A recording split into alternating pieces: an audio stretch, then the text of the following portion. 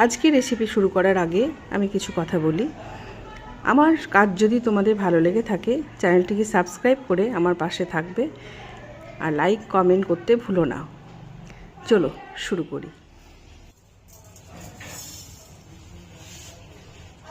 আমি চাল কুমড়ো রান্না করছি, নিরামিষ, সম্পূর্ণ নিরামিষই চাল কুমড়ো।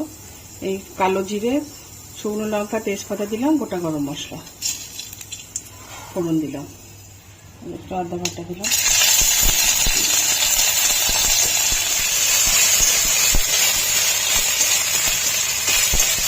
খুব অল্প তেলে অল্প জিনিসের মধ্যে এটা রান্না হয়, সুস্বাদু হয়। একটু মিষ্টি মিষ্টি তরকারি চাল কুমড়ো। একটু জিরে গুঁড়ো, ধনে গুঁড়ো দিয়ে দিলাম,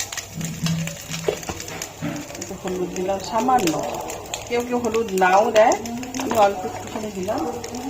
একটু নুন দিয়ে সেদ্ধ করেছিলাম চাল কুমড়োটা, তাও অল্প একটু দিলাম, আর একটু জল দিলাম। আদা আর এই জিরে গুঁড়ো ধনে গুঁড়ো কাঁচা গন্ধটা একটু চলে যাবে, একটু জল দিয়ে একটু কষিয়ে নিতে হবে। এবার সেদ্ধ করা আমি চাল কুমড়োটা দিয়ে দিলাম।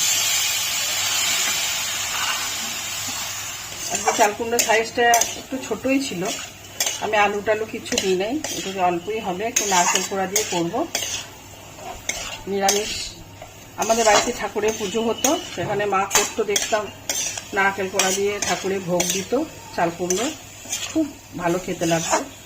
সেই যে মুখে লেগে আছে, মা শাশুড়ি মা এরা এভাবে করতো, সেইভাবে আমিও রান্না করি এখন। অন্য কিছু দিয়ে ভালো লাগে না।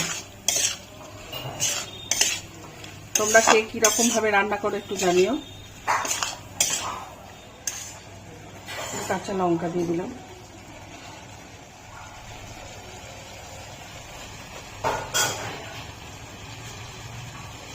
নারকেল কোড়া আর একটু চিনি দিয়ে দিলাম।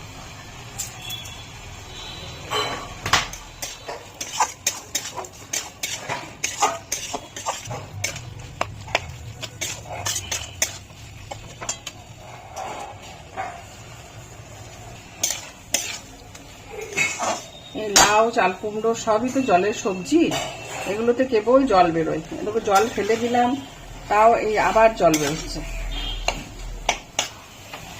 এবার আমি একটু গরম মশলা গুঁড়ো দিয়ে দিলাম।